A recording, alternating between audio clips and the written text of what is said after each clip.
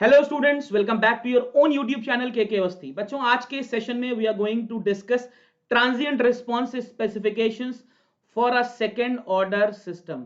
Last class में हम लोगों ने डैम्पिंग कंडीशंस देखी थी सेकंड ऑर्डर सिस्टम के। तो बच्चों, अगर आप यूट्यूब से कंट्रोल सिस्टम इंजीनियरिंग की तैयारी कर रहे हो अपने सेमेस्टर एग्जाम्स के लिए, सो this is the right channel. फटाफट से चैनल को सब्सक्राइब कर लो, वीडियो को लाइक करो, शेयर करो। And now let's start the session. देखिए, इन दिस सेशन हमें ट्रांजिएंट रिस्पांस करना है, ट्रांजिएंट रिस्पांस स्पेसिफिकेशन देखना है एक सेकेंड ऑर्डर सिस्टम के लिए, राइट। तो सबसे पहले तो आप नेटवर्क में भी, सिग्नल में भी ट्रांजिएंट रिस्पांस पढ़ चुके हो, बट उन बच्चों के लिए जो थोड़ा सा भूल गए हैं, let me first brief you about the transient response. होता क्या है, when we apply input to the system, system instantly अपनी स्टेडी स्टेट पर नहीं आता। स्टेडी स्टेट का मतलब जब इनपुट के रिस्पेक्ट में एक कांस्टेंट आउटपुट अटेन हो जाए, राइट। तो सिस्टम को स्टेडी स्टेट तक आने में कुछ टाइम लगता है। वो जो टाइम है, जितने टाइम में सिस्टम अपने स्टेडी स्टेट में आता है, उस छोटे से टाइम को हम ट्रांजिएंट टाइम या स्विचिंग टाइम कहते हैं। और उस ट्रांजिएंट टाइम पर हमारे सिस्टम का जो भी रिस्पॉन्स है बच्चों, उसी को हम ट्रांजिएंट रिस्पॉन्स कहते हैं। ठीक, अब हमें सेकेंड ऑर्डर सिस्टम के लिए ट्रांजिएंट रिस्पॉन्स पढ़ना है। तो for a second order system, transient response दो टर्म्स पे डिपेंड करता है। पहला मेरा डैम्पिंग रेशियो और दूसरा नेचुरल फ्रीक्वेंसी, राइट। अगर आपको और इसको डिटेल में समझना है तो आप ऐसे समझ लो कि किसी भी सिस्टम का रिस्पॉन्स ऐसे चलता है। आप जब उसको इनपुट देते हो, मान लो टी इनपुट है, सिस्टम का रिस्पॉन्स है सी टी, तो this is how the response of the system is attend. तो ये वाला जो पार्ट होता है बच्चों, that is your transient part, right. ये वो पार्ट है जितने टाइम पर सिस्टम इस स्टेडी स्टेट रिस्पॉन्स को अचीव नहीं किया है, ये हमारा स्टेडी स्टेट रिस्पॉन्स है। तो आज के सेशन में हम इस पर फोकस करेंगे। ये वाला जो स्टेट है, ये वाला जो ट्रांजिएंट टाइम है, उस टाइम पर जो सिस्टम का रिस्पॉन्स है वो हमें एनालाइज करना है। एंड हमारा पूरा डिस्कशन अंडर डैम्ड सिस्टम के लिए होगा। तो बच्चों, अगर सिस्टम हमारा अंडर डैम्ड है तो साई का वैल्यू लेस देन 1 होगा। ये हमने लास्ट क्लास में ही डिस्कस किया था, the value of damping ratio for different damping conditions, undamped, under damped, over damped, critically damped. तो अगर आपने वो सेशन नहीं देखा है तो फटाफट से उस सेशन को देख लो। ठीक, अब देखते हैं हमारा second order transfer, second order control system कैसे बिहेव करता है। ये हमारा रिस्पॉन्स का ग्राफ है। अब जरा ध्यान से देखिए, यहां पर कुछ टर्म मैंने मार्क कर रखे हैं। सबसे पहले जरा देखिए ये पार्ट। अब देखो, this is my steady state part, ये हमारा स्टेडी स्टेट रिस्पॉन्स है। स्टेडी स्टेट पर हमने सीटी को 1 अज्यूम कर लिया है। ठीक, अब ये वो पॉइंट है जहां पर हमारा रिस्पॉन्स 50% ऑफ 1 यानी कि 0.5 हाफ टाइम पर पहुंचा। तो वो time that is required for the response to reach 50% of the steady state response, या आप कह सकते हो 50% ऑफ द फाइनल रिस्पॉन्स। यही हमारा फाइनल रिस्पॉन्स है। उस टाइम को बच्चों हम बोलते हैं this is my time, T D. This is called delay time. इस टाइम को हम बोलते हैं डीले टाइम। क्या हुआ डीले टाइम? डीले टाइम वो टाइम है जितने में हमारे सिस्टम का रिस्पॉन्स अपनी फाइनल वैल्यू का 50% अचीव कर लेता है। अब ये हमारा फाइनल वैल्यू है, राइट। ध्यान रखिएगा, हमारा फाइनल वैल्यू या हमारा स्टेडी स्टेट रिस्पॉन्स ये है, ये वाला जो लाइन बन रहा है ये। ठीक, बट अगर आप ग्राफ ध्यान से देखोगे तो दिस इज द पॉइंट जहां पर हमारा रिस्पॉन्स सबसे पहली बार मैक्सिमम हो रहा है, right. This is the time, ये वो पॉइंट है जहां पर हमारा रिस्पॉन्स सबसे पहली बार मैक्सिमम हो रहा है। ध्यान रखिएगा, okay, very very very important. ठीक, इसको हमने बोल दिया पीक वैल्यू, पीक वैल्यू। और इस पीक वैल्यू के करस्पॉन्डिंग जो टाइम आ रहा है टीपी, इसको हम क्या बोल देंगे बच्चों, इसको हम बोल देंगे पीक टाइम। तो अगर आपसे पूछा जाए what is peak time, time required to reach the peak value of the response for the very first time. अभी इसी सेशन में हम ये सब डिराइव भी करेंगे, तो परेशान होने की जरूरत नहीं है। ठीक, अब आपको एक टाइम और दिख रहा है, दिस पी आर, जिसको बच्चों हम बोलते हैं rise time. This is called rise time. अब राइज टाइम क्या होता है, time required for the response to reach the 100% of its final value. देखो फाइनल वैल्यू हमारी क्या थी इस ग्राफ में, फाइनल वैल्यू थी 1, तो इतना टाइम लगा ना मेरे ग्राफ को, ये वाला टाइम लगा ना टी आर, इतना टाइम लगा for the system to reach its final value. Is that very very clear? इस टाइम को बच्चों हम राइज टाइम बोल रहे हैं, right, we are calling it rise time. इस ग्राफ में आपको एक टर्म और दिख रहा है जिसको हम बोल रहे हैं मैक्सिमम ओवरशूट। अभी इसके बारे में भी बात करते हैं, मैक्सिमम ओवरशूट। अब आप एक बात बताओ, आपका डिजायर्ड आउटपुट क्या है इस ग्राफ में? अगर मैं आपसे पूछूं what is the desired output, तो this is your desired output, जो आपकी फाइनल वैल्यू है। Let me just change the pen for better understanding. ये जो आपकी फाइनल आउटपुट है, यही आपका डिजायर्ड वैल्यू है, राइट, जिसको आप बोल रहे हो स्टेडी स्टेट वैल्यू। तो डिजायर्ड वैल्यू से जो मैक्सिमम पॉजिटिव डेविएशन हो रहा है, ध्यान से देखिएगा, डिजायर्ड वैल्यू से जो मैक्सिमम पॉजिटिव डेविएशन हो रहा है उसी को हम मैक्सिमम ओवरशूट कह रहे हैं। ध्यान से समझ में आ रहा है? ये वाला जो ब्लू लाइन है, this one, this is my desired output, जिसको हम अपनी स्टेडी स्टेट वैल्यू भी कह रहे हैं। इस डिजायर्ड आउटपुट से जो मैक्सिमम पॉजिटिव डेविएशन हो रहा है उसको बच्चों हम बोल रहे हैं मैक्सिमम ओवरशूट। तो हमने 4 इंपॉर्टेंट पैरामीटर्स पढ़े। सबसे पहले डिले टाइम, वो टाइम जिसमें रिस्पॉन्स डिजायर्ड वैल्यू का 50% हो रहा है। उसके बाद हमने पढ़ा राइज टाइम, वो टाइम जिसमें रिस्पॉन्स डिजायर्ड वैल्यू का 100% अचीव कर रहा है। फिर हमने पढ़ा पीक टाइम, वो टाइम जिसमें रिस्पॉन्स अपनी पीक वैल्यू को पहली बार अटेन कर रहा है। और चौथा हमने पढ़ा मैक्सिमम ओवरशूट, वो पॉजिटिव डेविएशन जो डिजायर्ड वैल्यू से मैक्सिमम वैल्यू के बीच में होता है। अब हम ये सभी टर्म्स डिराइव करेंगे एक एक करके, right, and this is a very very very important question for your semester exam. तो इसमें जो पहला टर्म है डिले टाइम, इसका डेरिवेशन हमें नहीं करना है। डिले टाइम का फॉर्मूला बच्चों ये होता है 1 + 0.7 damping ratio divided by natural frequency omega N. अब 2 फ्रीक्वेंसीज पे हम ऑपरेट करते हैं, एक होती है डैम्पिंग फ्रीक्वेंसी, अगर आप लास्ट सेशन देख के आए हो तो आपको मालूम है, दिस इज डैम्पिंग फ्रीक्वेंसी।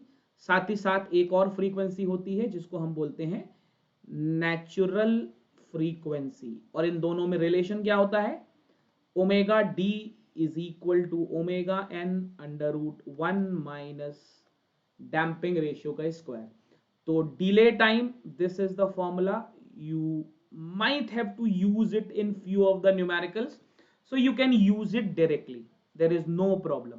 अब एक चीज और, सेकेंड ऑर्डर सिस्टम का जो रिस्पॉन्स है, एक बार मैं आपको फिर से रिवाइज करा देता हूं। वैसे तो हम लोगों ने ये डिराइव किया हुआ है, बट फॉर दोज जो भूल गए हैं, just have a quick review. ये हमारा सेकेंड ऑर्डर सिस्टम का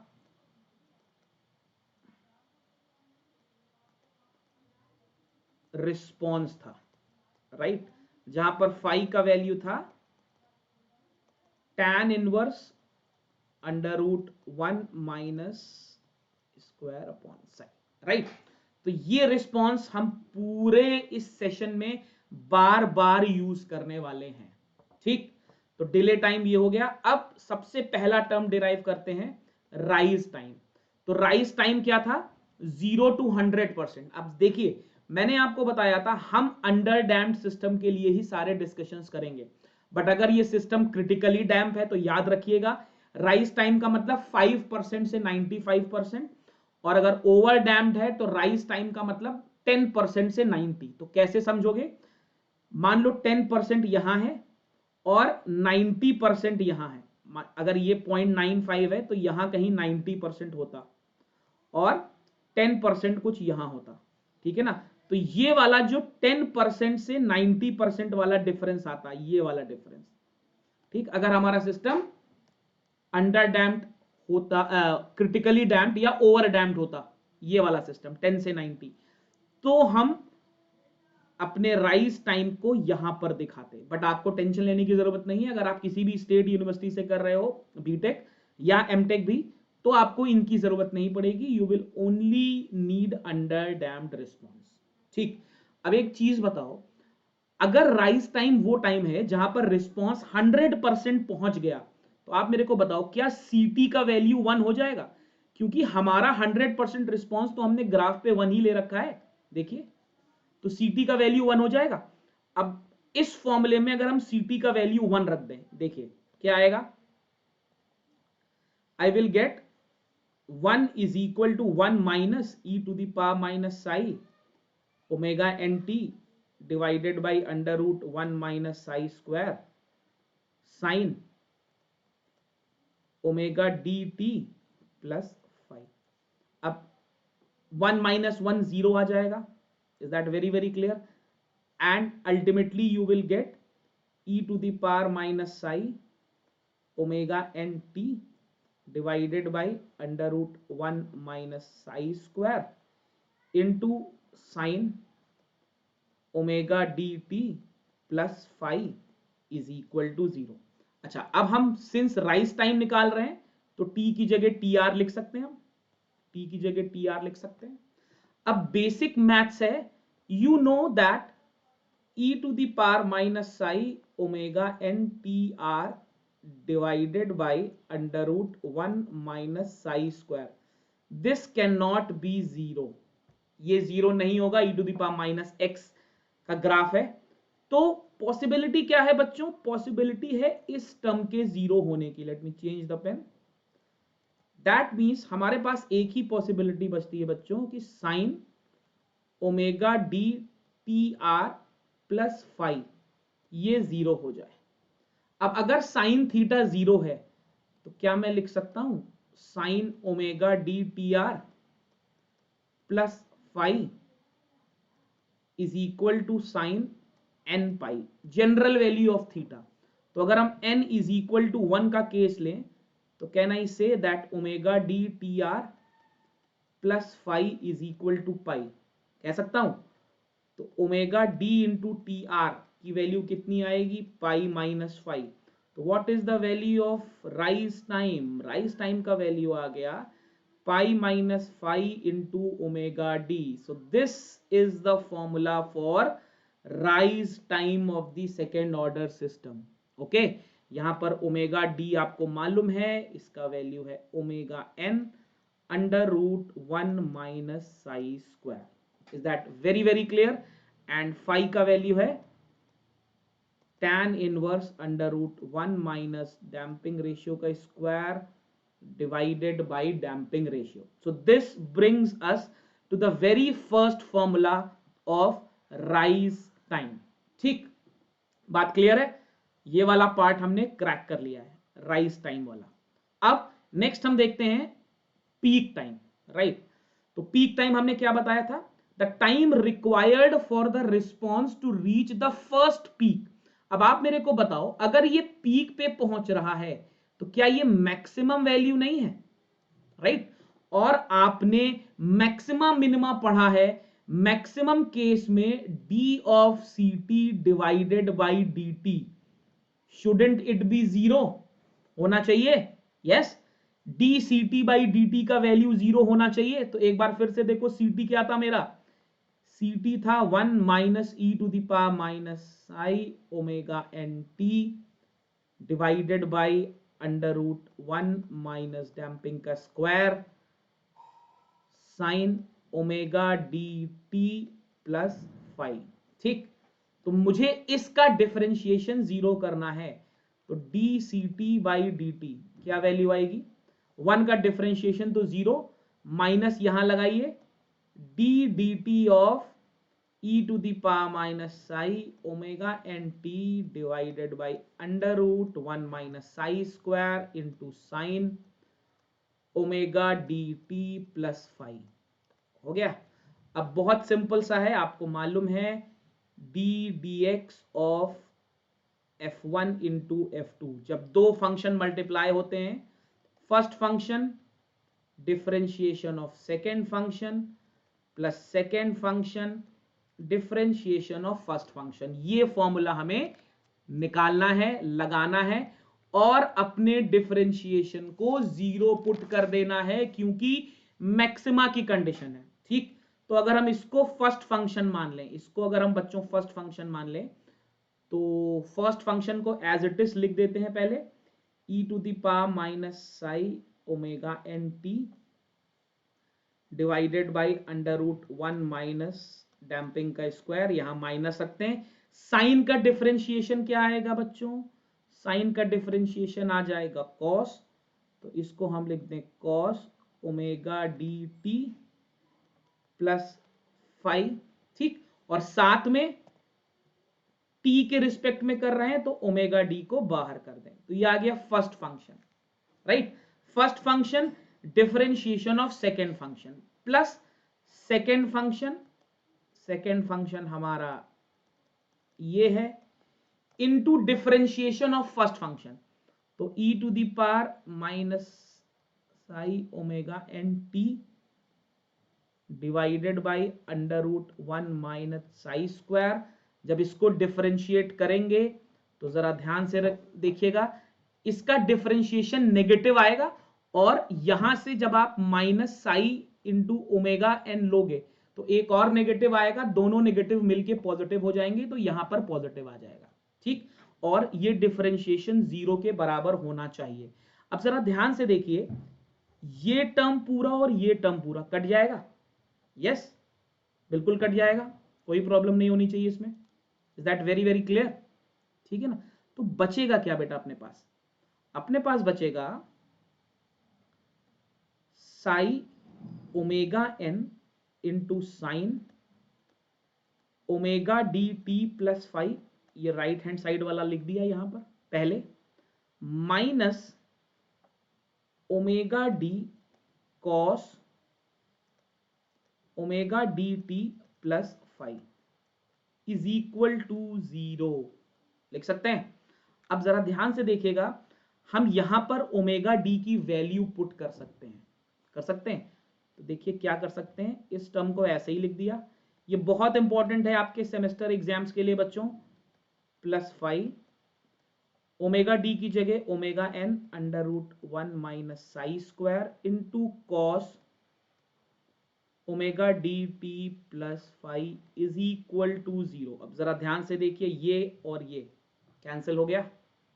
यस, अब एक और छोटा सा मैनिपुलेशन कर रहे हैं, sign omega D T plus five, यहां पर मैं साई से मल्टीप्लाई भी कर रहा हूं डैम्पिंग रेशियो से, और डैम्पिंग रेशियो से डिवाइड भी कर रहा हूं। मेरे फंक्शन पर कोई फर्क नहीं पड़ेगा। Is that very very clear? अच्छा, ऐसा करते ही मेरे को एक एडेड एडवांटेज मिल गया। एडेड एडवांटेज ये मिल गया कि मैं पूरा का पूरा साई यहां से उठा सकता हूं और यहां से उठा सकता हूं और इसको कैंसिल कर सकता हूं। यस, कर सकता हूं। अब मेरा एक्सप्रेशन क्या आ गया बच्चों? मेरा एक्सप्रेशन आ गया sine omega D T plus five minus, देखिए under root 1 minus psi square upon psi, right. ये tan फाई का वैल्यू होता था, याद आया आपको? ये tan फाई का वैल्यू होता था, चेक करिए, हमने ऑलरेडी लिखा हुआ है सेशन के स्टार्ट में, ये देखिए ये tan फाई का वैल्यू था। तो मैं इस टर्म की जगह tan फाई लिख दूं, minus tan phi into cos omega D T plus five is equal to zero. अब tan फाइव को sine five upon cos five लिख दें और मल्टीप्लाई कर दें, तो cos five into sine omega D T plus five minus sine five into cos omega D T plus five is equal to 0 हो जाएगा। देखिए tan फाइव को मैंने sine five upon cos five कर दिया और फिर कॉस फाइव का एलसीएम ले लिया। अब देखो बच्चों, sine A cos B minus cos A sine B, किसका फॉर्मूला है? Sine A minus B is equal to 0, that means sin omega d into t is equal to 0। तो omega d into t is equal to n पाई, अगर n की value 1 ले लूं तो अब जहां जहां t था वहां tp कर सकते हैं। तो क्या tp का वैल्यू बच्चों पाई अपॉन ओमेगा d आ गया मेरे को नया फॉर्मूला। यस, जहां पे अगेन ओमेगा d का वैल्यू है omega n under root 1 minus psi square. It was very very very easy, very easy. यहां पर एक छोटी सी चीज आपको ध्यान रखनी पड़ेगी, फॉर मिनिमम ओवरशूट। ठीक, जब कभी भी हम मिनिमम ओवरशूट की बात कर रहे हैं बच्चों, तो मिनिमम ओवरशूट के लिए हमें n की ऑड वैल्यूज रखनी पड़ेंगी, राइट? सॉरी, n की इवन वैल्यूज रखनी पड़ेंगी। तो n इज इक्वल टू 2 पर पहला मिनिमम ओवरशूट होगा, तो t मिनिमम आपका 2 पाई अपॉन ओमेगा डी, ये याद रखिएगा। ठीक, जब कभी भी n की वैल्यू 1, 3 और 5 रखेंगे तो मैक्सिमम अकर करेगा, मैक्सिमम राइज टीपी जो राइज टाइम है। तो आप अगर ग्राफ देखो ध्यान से, n is equal to 1, n is equal to 3, n is equal to 5, n is equal to 2, n is equal to 4, n is equal to 6। तो जितनी n की ऑड वैल्यूज आएंगी, ध्यान रखना बच्चों, ये n की जितनी भी ऑड वैल्यूज आएंगी यहां पर पीक मैक्स होगा। ठीक, और n की जितनी भी इवन वैल्यूज आएंगी यहां पर पीक मिन होगा। Is that very very clear? Easy था, देयर वाज नो प्रॉब्लम। अब अपना एक टर्म और बचता है, दैट इज मैक्सिमम ओवरशूट। अब देखो बच्चों, मैक्सिमम ओवरशूट अगर आप ग्राफ से देखो तो डिजायर्ड वैल्यू से ऊपर जा रहा है ना? डिजायर्ड वैल्यू से ऊपर जा रहा है। Is that very very clear?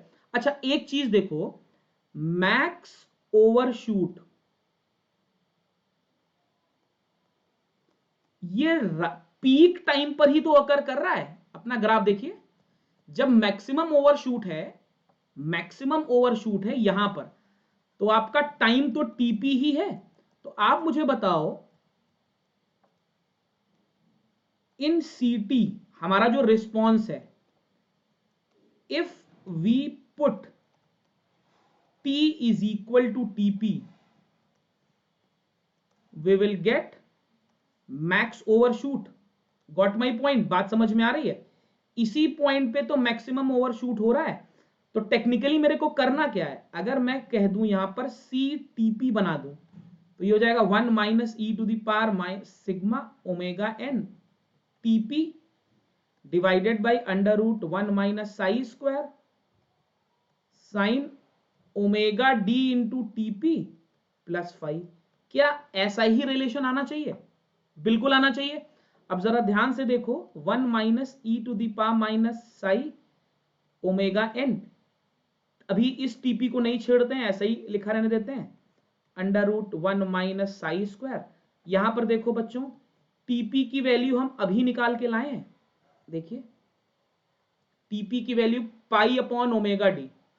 क्या मैं इसको यहां पे पाई अपॉन ओमेगा डी लिख दूं प्लस 5? तो ओमेगा डी कैंसिल, यहां पर मेरे को मिल जाएगा साइन पाई प्लस थीटा, जो कि माइनस साइन थीटा होता है। तो सी टीपी का वैल्यू मेरे को कितना मिल रहा है? 1 minus e to the power minus psi omega N TP divided by under root 1 minus psi square. और यहां पर मैं माइनस साइन फाई, यानी कि अगर मैं माइनस साइन फाई निकालूंगा तो ये प्लस हो जाएगा, ये बन जाएगा साइन फाई। बिल्कुल समझ में आ रहा है।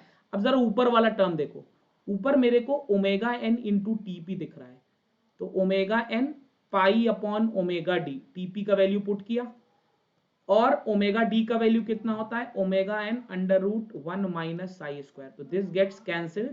ऊपर मेरे को pi upon under root 1 minus psi square मिल रहा है, तो क्या मैं सी टी पी को लिख सकता हूं 1 plus e to the power minus psi pi divided by under root 1 minus psi square divided by under root 1 minus psi square into sine phi. अभी एक कैच और बचा है, बड़ा इंटरेस्टिंग कैच है। देखो बच्चों, अगर tan फाई का वैल्यू है 1 minus psi square upon psi, तो चुपचाप ट्रायंगल बना लो, ये फाई है, ये under root 1 minus psi square, ये साई, राइट, तो ये 1 आ जाएगा। तो आप मेरे को बताओ इस ट्रायंगल में साइन फाई की वैल्यू कितनी आ गई, साइन फाई की वैल्यू इतनी आई। देखिए बेसिक ट्रिग्नोमेट्री, ये साइन फाई यहां पर पुट कर दो, तो सी टी पी की वैल्यू आ गई 1, देखिए, plus e to the power minus pi psi under root 1 minus psi square divided by under root 1 minus damping ratio into 1 minus damping ratio. This gets cancelled, so you get CTP as 1 plus e to the power minus psi damping divided by under root 1 minus psi square. Is that very clear to all of you? Yes, it's very easy. अब कभी कभी वो आपसे पूछता है percentage of maximum overshoot, तो percentage निकालना है, तो मैंने आपको ऑलरेडी बता रखा है, deviation from the maximum value. Maximum value हमारी ग्राफ में 1 थी, तो जब आप इससे डेविएशन निकालोगे तो परसेंटेज मैक्सिमम शूट आपका इतना ही आ जाएगा, e to the power minus psi pi divided by 1 minus psi square. तो अगर आपसे परसेंटेज में पूछता है तो दिस इज द वैल्यू, अगर आपसे रिस्पॉन्स पूछता है CTP, so this is the value. So I guess आपको ये समझ में आ गया, it was very easy. Now ये 3 ग्राफ हैं, अगर आप ध्यान से देखो तो ये राइज टाइम का ग्राफ है with respect to damping ratio, ये पीक टाइम का ग्राफ है with respect to damping ratio, और ये परसेंटेज ओवरशूट का ग्राफ है with respect to damping ratio, right. तो कभी कभी आपसे सेमेस्टर एग्जाम्स में ये भी पूछ लेता है, राइट। तो बच्चों, this brings us to the end of this super interesting session. I hope आपको समझ में आया होगा, मैंने बिल्कुल इजी लैंग्वेज में फुल कैलकुलेशन के साथ समझाया है। तो अगर अभी तक आपने चैनल को सब्सक्राइब नहीं किया है तो फटाफट से चैनल को सब्सक्राइब कर दो, एंड यस, वीडियो को लाइक करना मत भूलना, शेयर करना मत भूलना, and please click the bell icon, ताकि जब भी मेरा अगला वीडियो आए ऑन कंट्रोल सिस्टम इंजीनियरिंग आपको नोटिफिकेशन मिल जाए। So take very good care of yourself. Thank you.